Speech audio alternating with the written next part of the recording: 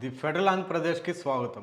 ప్రస్తుతం ఆంధ్రప్రదేశ్లో అమరావతి వర్సెస్ మావిగన్ పెద్ద సంచలనాత్మక అంశాలుగా మారాయి. అమరావతికి చట్టబద్ధత తీసుకొచ్చిన తర్వాత అదే రోజు మాజీ ముఖ్యమంత్రి వైఎస్ జగన్మోహన్ రెడ్డి మావిగన్ ప్రకటించిన నేపథ్యంలో తెలుగుదేశం పార్టీని, ఆ పార్టీ శ్రేణుల్ని, కూటమి వర్గాలని పూర్తి స్థాయిలో డిఫెన్స్లు పడేసింది అని వైసీపీ శ్రేణులు పెద్ద ఎత్తున చర్చలు జరుపుకుంటున్న నేపథ్యంలో కావాలనే ఆంధ్రప్రదేశ్ అభివృద్ధిని, అమరావతి అభివృద్ధిని అడ్డుకోవడానికి జగన్ ఇలాంటి వ్యూహాలు, ఇలాంటి కుట్రలు పన్నుతున్నారని, కావాలనే మావిగన్ అంశాన్ని తెరపైకి తీసుకొచ్చారని, ఇది పూర్తి స్థాయి విధ్వంసంతో కూడుకున్నటువంటి ఆలోచన అని కూటమి వర్గాలు వైసీపీ శ్రేణుల మీద, ఆ పార్టీ నాయకుడు వైఎస్ జగన్మోహన్ రెడ్డి మీద తీవ్ర స్థాయిలో విమర్శలు గుప్పిస్తున్నారు. పరస్పరం అటు కూటమి వర్గాలు, మరి ముఖ్యంగా టీడీపీ శ్రేణులు, ఇటువైపు వైసీపీ శ్రేణులు ఈ రెండు అంశాల మీద పరస్పరం విమర్శలు, తీవ్ర విమర్శలు గుప్పించుకుంటున్న నేపథ్యంలో అసలు రాష్ట్రం విడిపోయిన తర్వాత ఆంధ్రప్రదేశ్లోని ముఖ్యమైన నగరాలలో కానీ, ఇతర ప్రాంతాల్లో కానీ, ఇటు ప్రతిపక్షంలో ఉన్నటువంటి వైసీపీ సంబంధించినటువంటి నాయకులు కానీ, ఇటు టీడీపీతో పాటు జనసేన, బీజేపీ కూటమి వర్గాల్లోకి సంబంధించినటువంటి నాయకులు, ప్రజాప్రతినిధులు, ఎమ్మెల్యేలు, ఎమ్మెల్సీలు, మంత్రులు ఎంతమంది హైదరాబాద్ కేంద్రంగా ఇంకా నివాసాలు కొనసాగిస్తూనే ఆంధ్రప్రదేశ్ రాష్ట్ర రాజకీయాలు చేస్తున్నారు. అక్కడ నివాసాలు ఉంటూ, అక్కడ వ్యాపారాలు చేసుకుంటూ, ఇక్కడ రాజకీయాలు చేసుకోవడం ఏంటి అన్న విమర్శలు, చర్చ అయితే పెద్ద ఎత్తున వినిపిస్తున్నాయి. మరి ముఖ్యంగా టీడీపీ నాయకులు, టీడీపీకి సంబంధించినటువంటి మంత్రులు, ఎమ్మెల్యేలు, ఎమ్మెల్సీలు, ఎంపీలు, అదేవిధంగా జనసేన పార్టీకి సంబంధించినటువంటి మంత్రులు, ఎమ్మెల్యేలు, ఎమ్మెల్సీలు, ఎంపీలు, వీళ్ళు ఉమ్మడి ఆంధ్రప్రదేశ్ నుంచి రాష్ట్రం విడిపోయి దాదాపు 12 ఏళ్ళు పూర్తయినా కానీ ఇంకా అక్కడే ఉంటూ తమ నివాసాలని, తమ వ్యాపార కార్యకలాపాలకి హైదరాబాద్ కేంద్రంగా ఉంటూ అడపాదడప ఆంధ్రప్రదేశ్కి వచ్చి రాజకీయాలు చేస్తూ ఇక్కడ లబ్ధి పొందుతున్నారు. వీళ్ళకి ఆంధ్రప్రదేశ్ మీద, అమరావతి మీద ఏమాత్రం, ఎంత మేరకు ప్రేమ, అభిమానాలు ఉన్నాయి అన్న విమర్శలు అయితే పెద్ద ఎత్తున వినిపిస్తున్నాయి.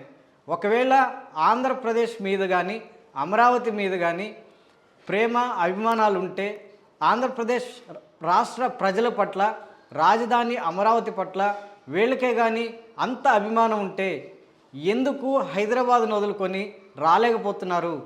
అమరావతి చుట్టుపక్కల ప్రాంతాల్లో ఎంతమంది నివాసాలు ఏర్పాటు చేసుకున్నారు, ఎంతమంది ఇల్లు కట్టుకున్నారు, ఎంతమంది వ్యాపారాలని అక్కడి నుంచి ఇక్కడికి తరలించుకున్నారు? ఇలాంటి అంశాలు పెద్ద చర్చనీయాంశంగా మారాయి. మరోవైపు అమరావతి అంతర్జాతీయ స్థాయిలో డెవలప్ కావడము, అభివృద్ధి కావడము, దానిని ఎవరు ఆపలేరు అని చెప్తున్నటువంటి కూటమి వర్గాలు హైదరాబాద్ కేంద్రంగానే వాళ్ళు ఉంటూ అక్కడే వాళ్ళ కార్యకలాపాలు, వ్యాపారాలకు సంబంధించినటువంటి వ్యవహారాలు, కుటుంబాలకు సంబంధించినటువంటి వ్యవహారాలు నడిపించుకుంటూ ఆంధ్రప్రదేశ్ రాష్ట్ర రాజకీయాల గురించి మాట్లాడే హక్కు వాళ్ళకి ఎవరిచ్చారు అన్న విమర్శలు కూడా పెద్ద ఎత్తున వినిపిస్తున్నాయి. స్వయంగా ముఖ్యమంత్రి నారా చంద్రబాబుతో పాటు, ఉప ముఖ్యమంత్రి పవన్ కళ్యాణ్తో పాటు, ముఖ్యమైనటువంటి కీలక భూమి పోషిస్తున్నటువంటి నారా లోకేష్, వీళ్ళ ముగ్గురైతే ప్రతి శనివారం, ఆదివారం వాళ్ళు హైదరాబాద్కి వెళుతూ, హైదరాబాద్ నుంచి అమరావతికి చక్కర్లు కొడుతూ, ప్రత్యేక విమానాల్లో తిరుగుతూ ఆంధ్రప్రదేశ్ రాష్ట్ర ప్రజలకు సంబంధించినటువంటి ఖజానాని లూటీ చేస్తూ, అక్కడ హైదరాబాద్లో ఉంటూ అమరావతికి చక్కర్లు కొడుతూ, వీళ్ళే ఆంధ్రప్రదేశ్ రాష్ట్ర అభివృద్ధి గురించి, అమరావతి గురించి వీళ్ళకి మాట్లాడే హక్కు, నైతిక హక్కు ఎక్కడుంది అన్న విమర్శలు కూడా పెద్ద ఎత్తున వినిపిస్తున్నాయి. వీళ్ళు ముగ్గురే కాకుండా మిగతా ఎమ్మెల్యేలు కానీ దాదాపు 90-70% మంది ఇదే రకంగా అమరావతిని వదిలిపెట్టి, ఆంధ్రప్రదేశ్ని వదిలిపెట్టి హైదరాబాద్ కేంద్రంగానే వాళ్ళు ఇంకా వాళ్ళ సొంత కార్యకలాపాలు నిర్వహించుకుంటూనే ఉన్నారు. ఈ నేపథ్యంలో అమరావతి కానీ ఆంధ్రప్రదేశ్ కానీ ఎలా డెవలప్ అవుతుంది? వాళ్ళు రాష్ట్రం విడిపోయి 12 ఏళ్ళు కావస్తున్న సందర్భంలో కూడా ఇన్ని సంవత్సరాలైనా కూడా వాళ్ళు ఎందుకు తరలి రాలేకపోతున్నారు? హైదరాబాద్ను వదిలి ఆంధ్రప్రదేశ్కి కానీ అమరావతికి కానీ లేకపోతే విజయవాడ చుట్టుపక్కల ప్రాంతాలకు కానీ ఎందుకు రాలేకపోతున్నారు అన్న అంశాలు కూడా పెద్ద ఎత్తున చర్చనీయాంశంగా మారాయి. మరోవైపు మాయుగాన్ సంబంధించినటువంటి అంశాన్ని ప్రస్తావిస్తున్న ప్రతిపక్షాలకు సంబంధించినటువంటి నాయకులు కూడా హైదరాబాద్ కేంద్రంగానే వాళ్ళ వ్యాపారాలు స్థిర నివాసాలు ఏర్పాటు చేసుకొని వాళ్ళ కార్యకలాపాలు నడిపిస్తున్నటువంటి నేపథ్యంలో వాళ్ళ మీద కూడా పెద్ద ఎత్తున విమర్శలు అయితే వినిపిస్తున్నాయి.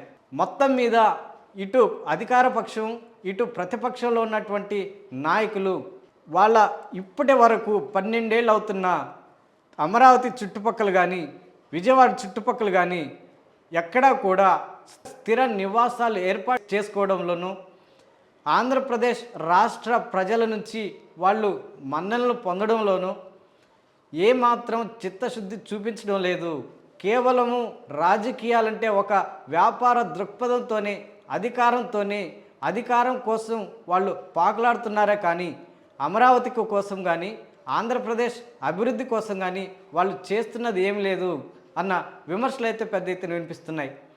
ఈ నేపథ్యంలో హైదరాబాద్ కేంద్రంగానే మరి ఎన్ని రోజులు వాళ్ళు స్థిర నివాసాలు కొనసాగిస్తారు, వ్యాపార కార్యకలాపాలు కొనసాగిస్తారు, ఎప్పుడు వాళ్ళు ఆంధ్రప్రదేశ్కి కానీ అమరావతికి కానీ తరలి వస్తారు అన్న అంశాలు భవిష్యత్తులో చూద్దాం.